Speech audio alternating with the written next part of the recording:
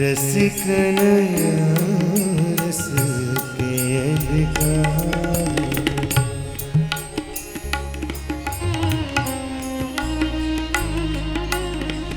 रसिक नया रस के अधिकारी, रसिक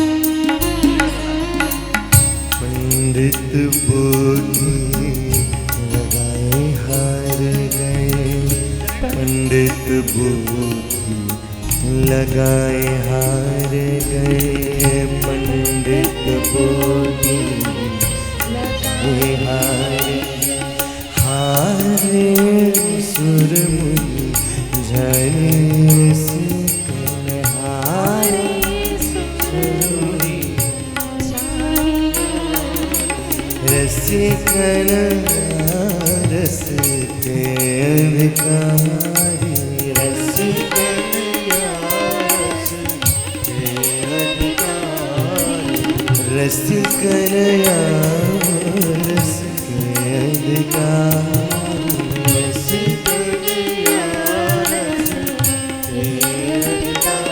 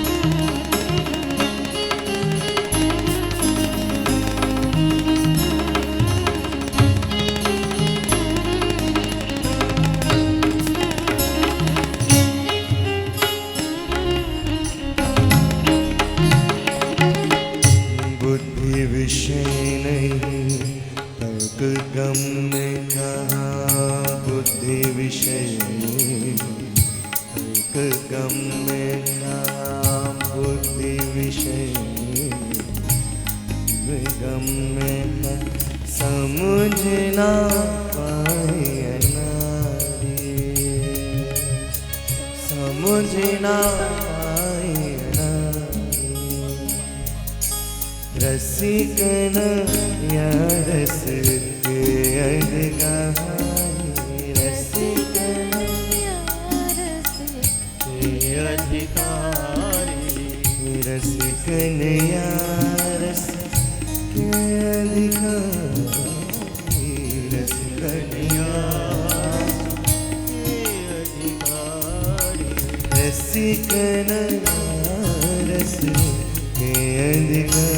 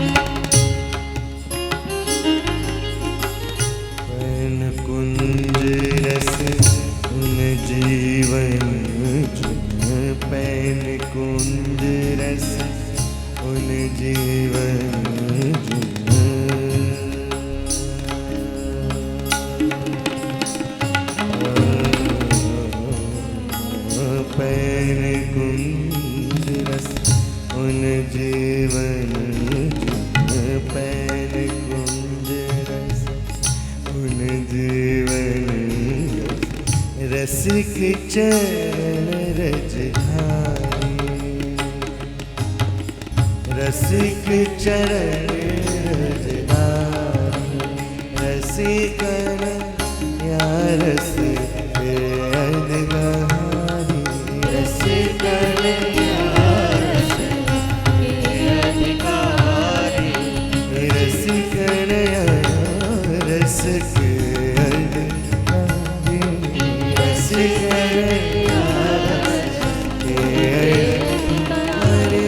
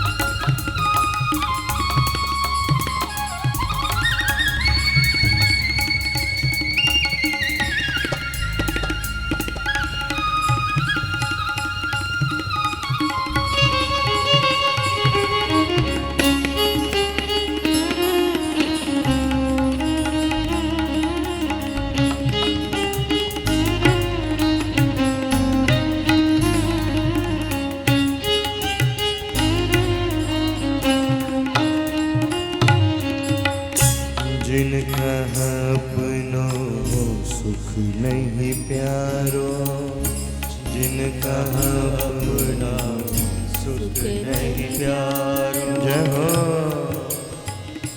जिनका अपनों सुख नहीं प्यारो, जिनका अपना सुख नहीं प्यारो, जिनका अपनों नहीं प्यारो, जिनका अपना सुख नहीं प्यारो, प्यारो प्रीतम प्यारे, प्यारो प्रीतम प्यारे, रसिकन या रस के अधिकार, रसिकन रसिकन या रस के अधिकारी, रसिकन या रस के अधिकारी,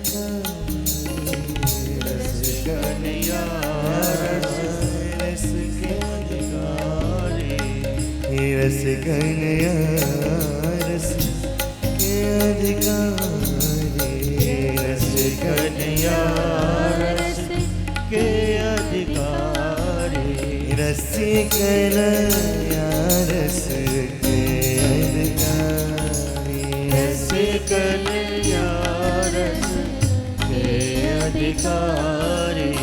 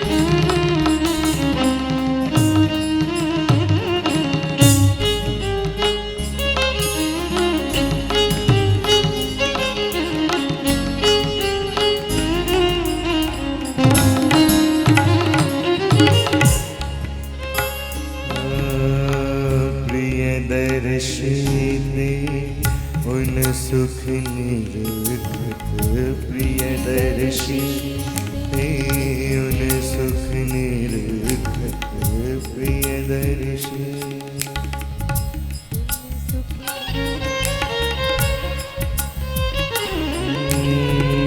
प्रियदर्शी उन सुख निरखत सुखी हो रस पाए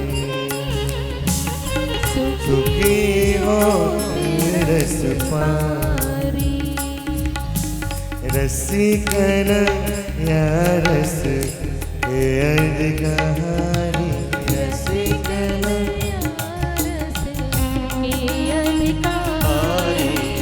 रसिकन या रस के अधिकारी रसिकन या रस के अधिकारी रसिकन या रस के अधिकारी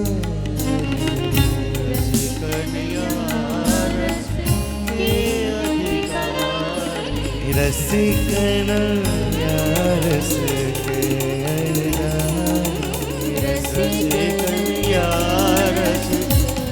अधिकारी रसिकन या रस के रस के अधिकारी रसिकन या रस के अधिकारी रसिकन या रस के अधिकारी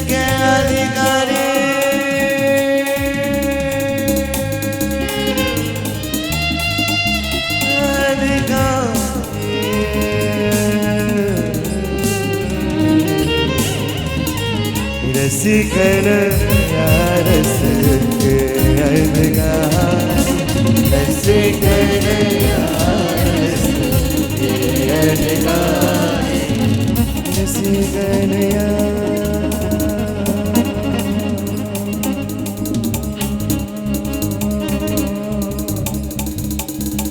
रसिकन या रस के अधिकारी रसिकन या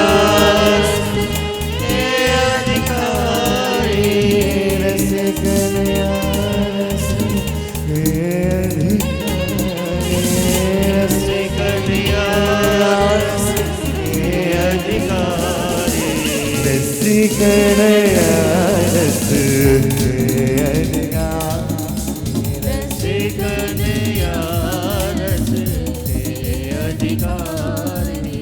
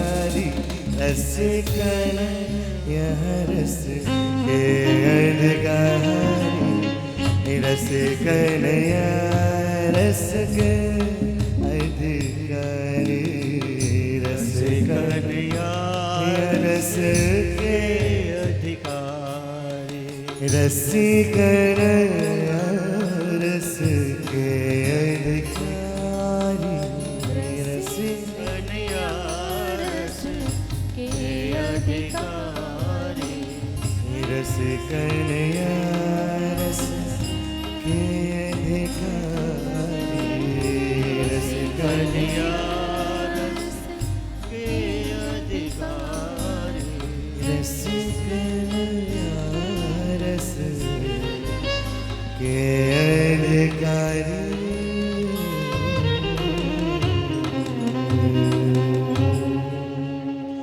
वृंदावन बिहारी लाल की जय। जा रहे हैं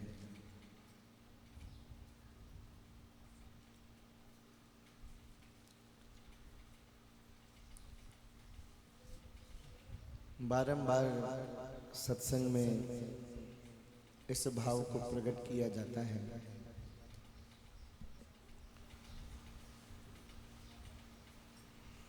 कि 84 लाख योनियां जो है, ये समस्त योनियां सिर्फ भोग योनि कहलाती हैं।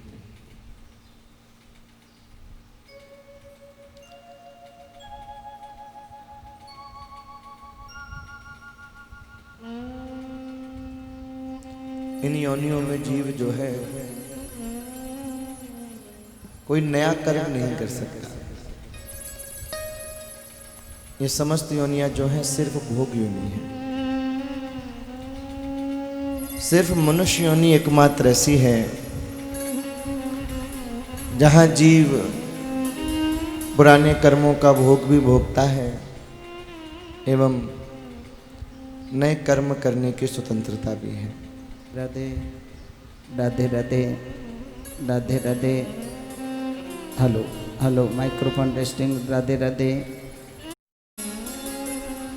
जैसा हम सुन रहे थे कि 84 लाख योनियां जो हैं ये सारी भोग योनि हैं। इनमें मनुष्य योनि में किए गए कर्मों का फल भोगना पड़ता है। एकमात्र मनुष्य योनि ऐसी है जहाँ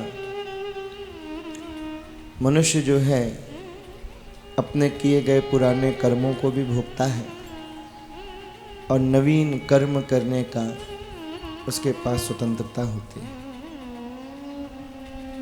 पर जीव कर्म करते समय एक छोटी सी बात भूल जाता है कि मनुष्य जो है कर्म करने में तो स्वतंत्र है लेकिन उसका परिणाम भोगने में स्वतंत्र नहीं है।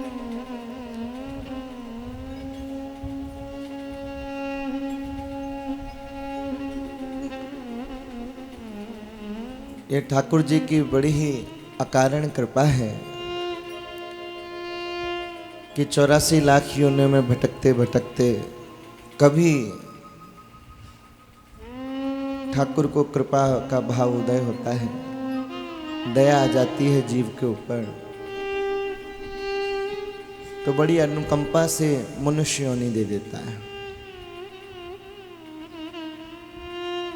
कबहु कर करुणा नर देहि, कभी करुणा से मनुष्य योनि मिल जाना ही भगवान की बहुत बड़ी कृपा है। मनुष्य योनि मिल जाने के पास अगर सत्संग मिल जाए तो ये और भी बड़ी कृपा है। सत्संग मिल जाए और सत्संग थोड़ा बहुत कुछ समझ में आ जाए और समझ में आने के बाद कोई सत्संग के माध्यम से किसी संत का मिलन हो जाए, कोई सद्गुरु जीवन में आ जाए, ये तो परम विशेष कृपा हो गई। मनुष्य योनि मिलना, मनुष्य योनि के बाद सत्संग मिलना, सत्संग थोड़ा बहुत समझ में आ जाना, समझ में आने के बाद किसी संत का संग हो जाना और फिर किसी संत को सद्गुरु देव के रूप में प्राप्त कर लेना, यह भगवान की बहुत बड़ी अनुकंपा। ये हमारा कोई कर्म नहीं है, ये तो भगवान की ही कृपा है। संत का क्षणिक रूप का संग भी जीव की मानव योनि की दिशा को परिवर्तित कर सकता है, बदल के रख देता है, बशर्ते किसी संत का संग हो। जैसा कि अभी कुछ दिन पहले चैतन्य चरित्र में एक प्रसंग आया था जिसमें भाव प्रकट किया गया था कि संत वेश का नाम नहीं, संत स्वभाव का नाम है। वेश तो बहुत सरल है धारण करना, स्वभाव कठिन है। हमारे गुरुदेव भगवान संत की बहुत ही सरलतम परिभाषा को व्यक्त करते हैं कि एक छोटे से बच्चे को भी अगर समझाना हो कि संत कौन है, तो हमारे गुरुदेव भगवान की एक पंक्ति में एक छोटा सा बच्चा समझ सकता है। लेकिन मुश्किल ये है कि छोटे बच्चे समझ जाते हैं, ये जो बड़े बच्चे हो जाते हैं ना, ये नहीं समझ पाते। बड़ी सरलतम पंक्ति में उन्होंने व्यक्त कर दिया, संत कौन? बोले संत पते की बात बताते, कृष्ण मिलन की बात बताते, राम मिलन की बात बताते, संत पते की बात बताते। कौन है संत? जो पते की बात बताते वो संत है। और पते की बात क्या है?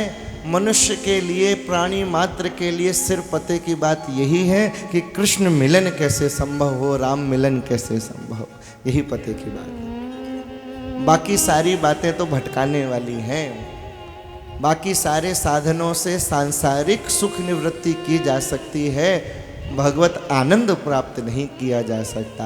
भगवत आनंद अगर प्राप्त करना है तो संत का संग करना ही पड़ेगा, क्योंकि संत ही पते की बात बताता है।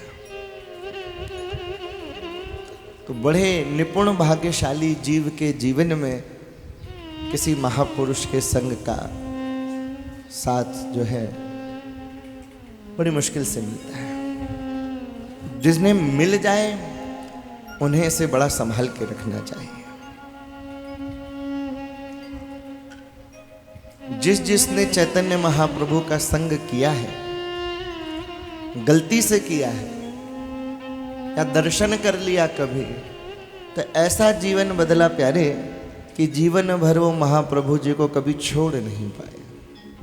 और जिन ने उन्हें पकड़ के रख लिया, जिन्होंने इस बात को समझ लिया, उन समस्त भक्तगणों का कल्याण हो गया। और कल्याण ही नहीं हुआ, आज 500 वर्ष बाद भी उन भक्तों की कथाएं हम लोग सुन रहे हैं। संतों के चरित्र तो सुनने को मिलते ही हैं, भगवत चरित्र तो सुनने को मिलते ही हैं, लेकिन ऐसे संतों के भक्तों की शरण में जो भक्त आ जाता है उसके चरित्र भी सुनने को हो जाते हैं। संत जीवन बदल देते हैं। संतों के परम विलक्षण तरीके होते हैं, अपने ही अनोखे तरीके होते हैं सुधारने के। ये किसी पुराणों में लिखे हुए नहीं है, ये उनके खुद के अपने ही तरीके हैं जो अपने अनुभवों से प्राप्त किए हैं। एक बड़ी सुंदर प्रसंग आता है इसके माध्यम में। देखो ये कैसे भजन और सत्संग और संत का संग कैसे जीवन परिवर्तित करता है और स्वभाव कैसे परिवर्तित होता है। एक आदमी ने कथा सुनी, बड़ा आनंद आया।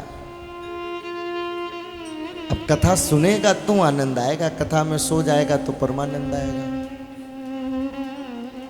तो तुम्हें चुनना है कौन सा वाला चाहिए। तो बड़ा आनंद आया भैया भाई, माने बड़ी चैन थे, बड़े सुकून थे और बड़े प्रेम थे कथा को श्रवण कियो भैया।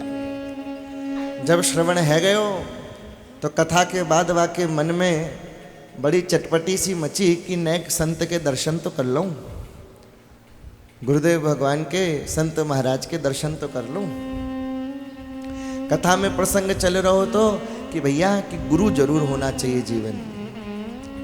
तो भैया कथा के बाद संत की शरण में गया, चरणों में प्रणाम किया। बोले महाराज ऐसा है, कथा तो हमें बहुत अच्छी लगी, बहुत अधिक तो समझ में नहीं आई, पर कुछ कुछ जरूर समझ में आई। ये कहना तो गलत हो जाएगा कि पूरी कथा सुन ली, वो समझ में भी आ गई, पूरी तो नहीं आई, लेकिन हाँ कुछ कुछ जरूर आई, और उस चीज़ को हमने जरूर पक्का कर लिया कि इसे छोड़ेंगे नहीं। उन बातों में से एक बात तो ये समझ में आई कि जीवन में मार्गदर्शक का होना, गुरु का होना बहुत जरूरी है, क्योंकि बिना मार्गदर्शक के भटकने का चांस अधिक है। इसकी संभावना जो है अधिक है, संभावना जो है अधिक है भटकने की, अगर मार्गदर्शक ना हो। तो बोले भगवान आप अगर मेरे को उचित समझें, योग्य समझें, तो मुझे भी भगवत नाम देने का कृपा करें। संत मुस्कुराए, बोले अभी नहीं, अभी तुम थोड़ा भजन करो, साल भर बाद मिलना, तब देखेंगे। कोई एक मंत्र दे दिया, भैया साल भर वो जपता रहा। इस कथा में ये तो मानना पड़ेगा कि उस साधक का धैर्य बड़ा सुंदर था कि साल भर तक भजन तो करता रहा। आया साल भर बाद, बोले महाराज कर लिया भजन। बोले पहले गंगा स्नान कराओ। गंगा स्नान करने गया, गुरुजी ने पीछे से अपने एक शिष्य को बुलाया और बोला जब ये नहा के आ जाए तो कीचड़ से भरा टोकरा जो इसके ऊपर डाल देना। ओ भैया गंगा स्नान करके बढ़िया सुंदर वस्त्र पहन के आप लोगों की तरह और सीढ़ियों से चढ़ा हुआ आ रहा था। जैसे ये आया वैसे ही सामने से वो जो गुरु जी का शिष्य आया, उसने कीचड़ से भरा टोकरा उसके ऊपर डाल दिया। सोचो तुम अभी बढ़िया भाव समाधि लगा के आंख बंद करके बैठे हो, और इतने पीछे से आके कोई बाल्टी भर के कीचड़ तुम्हारे ऊपर डाल दे तो क्या रिएक्शन होगा तुम्हारा? क्या करोगे तुम लोग? बढ़िया आराम से मगन होके बैठे हो, आंखें बंद करके बढ़िया सज धज के गुरु पूर्णिमा का उत्सव मनाने, और बड़ी श्रद्धा से युक्त चेहरे पे देखो कैसे भोलापन टपक रहा है कि इस पूरे ब्रह्मांड में इनसे ज़्यादा भोले लोग तो कहीं होंगे नहीं, सारे के सारे यहीं इकट्ठे हो गए। और अगर एक बाल्टी भर के कीचड़ डाल दिया जाए तो भैया अभी तो भोले बाबा बने हुए हैं, तो फिर भोले बाबा का दूसरा ही रूप प्रकट हो जाएगा। देखते तो गुस्से में ऐसे हैं कि सामने वाले को भस्म ही कर दें, होता नहीं है, ताकत तो पूरी लगा देता है। अरे भैया उसके ऊपर जैसे कीचड़ पड़ा, नहा के जो निकला था वस्त्र बढ़िया पहन के, अरे भैया आग बबूला हो गया, बरस पड़ा, अंधे कहीं के दिखाई नहीं देता है। मैं नहा के आया था, सारे कपड़े गंदे कर दिए और ना जाने क्या क्या, आप ज्यादा अच्छे से जानते हैं। भैया दोबारा नहा धो के आया